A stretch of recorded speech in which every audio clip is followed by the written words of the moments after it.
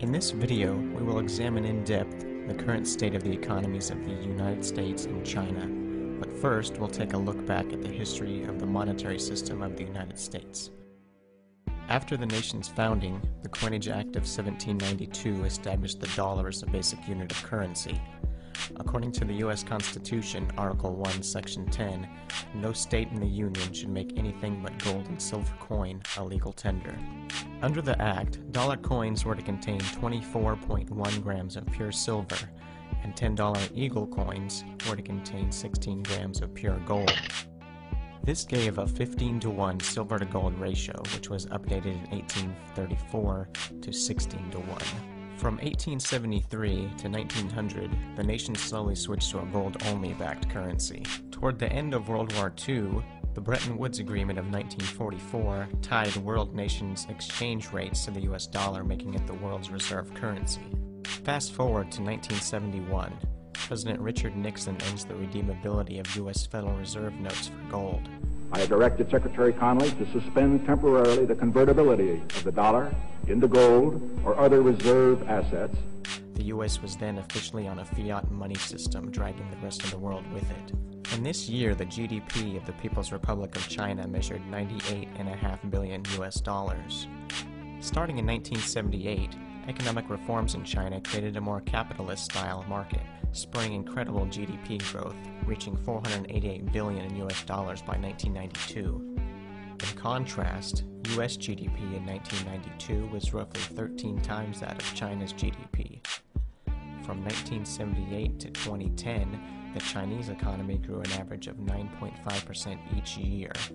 This closed the gap in ratio to US GDP, which was now only 2.5 times that of China's. At this rate, China is set to overtake the United States economy by 2025, 2018, how about 2012? All Americans should know about the ever-disappearing manufacturing base of the U.S. So-called free trade agreements, NAFTA and GATT, are now blamed for the great loss of jobs in the United States. In the first 30 months of NAFTA, the U.S. went from a $3 billion trade surplus to Mexico to a $23.3 billion trade deficit. From 2002 to 2006, the United States lost 1.4 million manufacturing jobs, while China gained 10.1 million. For better perspective, China's population in 2000 was 1,265,000,000, whereas the U.S. had 281,422,000 people. This makes their population 4.5 times that of the U.S., but they are gaining nearly 10 times as many manufacturing jobs as we are losing. Additionally, China is almost the biggest holder of U.S. debt. Second only to the Federal Reserve, China is estimated to hold over $1 trillion of our debt as of February 2011. This definitely does not sound like a good trend for the United States.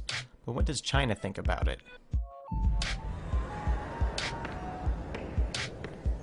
为什么强大的国家都会走向灭亡呢？古希腊、罗马帝国、不列颠帝国、美国，因为美国政府企图以庞大的开支和税收来摆脱严重的经济衰退。巨额的所谓刺激开支、庞大的医疗改革、政府接管私有企业、债务累累。当然，我们是他们的大债主。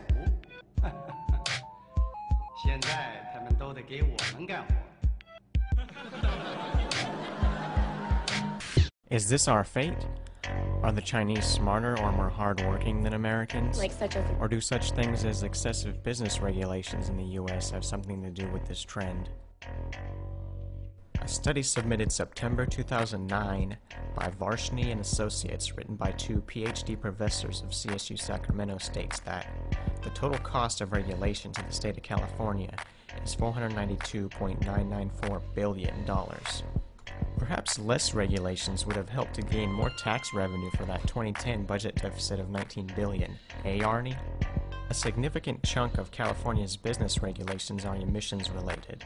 Last year, Californians voted down Prop 23, which would have taken away some effectiveness of 2006's AB 32, the Global Warming Solutions Act of 2006.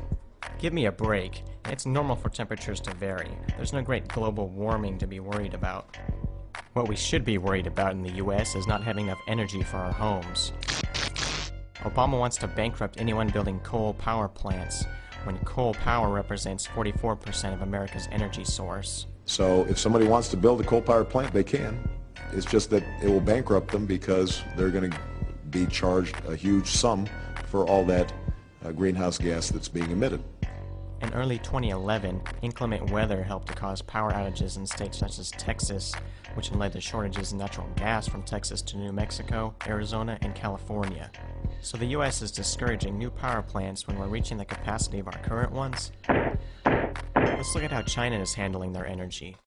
The New York Times reports that China has emerged in the past 2 years as the world's leading builder of more efficient, less polluting coal power plants, mastering the technology and driving down the cost.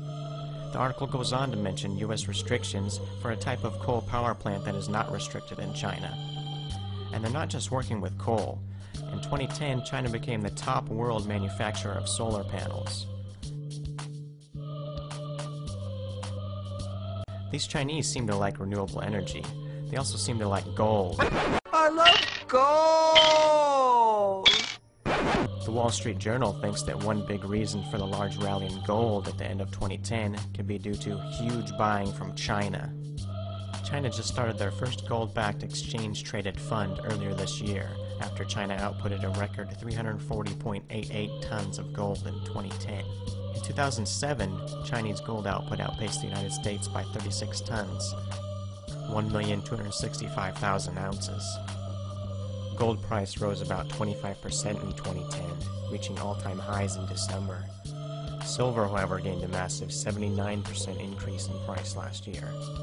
Already in February this year, silver jumped to new 31-year highs, reaching $32.86, more than twice the lowest price of silver during 2010.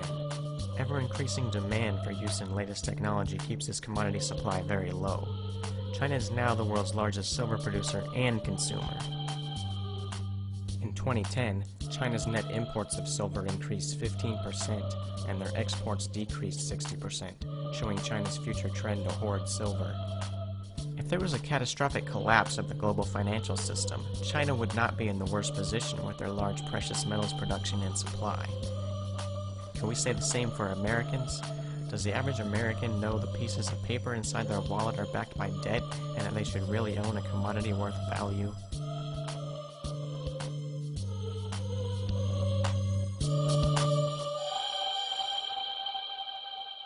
China is on the right path where we are on the wrong one. We see ads asking us to sell our scrap gold. With gold at an all-time high, now's the time to send your unwanted gold for cash. China is encouraging its citizens to buy gold. Food prices and other commodity prices are increasing, but this is not a result of supply and demand. As an example, there aren't less bananas being produced or more being demanded. The reason why bananas cost more is because there are ever-increasing amounts of US dollars being printed, whether on paper or digitally in a computer system. China is seeing rampant inflation in their money supply. Chinese citizens are wondering how they will continue to afford to buy produce when staples like green peppers and carrots have tripled or quadrupled in price. As China keeps its exchange pegged to the US dollar, they will continue to see this high inflation. That has been changing as China and Russia have recently announced that they will trade in their respective currencies instead of the US dollar. If this policy spreads throughout the world, the US with its current policies may not be a first world nation for much longer. Americans should prepare themselves for the coming crisis never seen before. We're digging a hole of debt that we'll never get out of. Please stop digging. Please save storable food and invest in real money or commodities such as gold and silver if you are serious about having a future for you and your children. Visit FutureMoneyTrends.com for our most recent list of food storage companies and current articles regarding the coming crisis. Trace of consciousness. Trace of consciousness.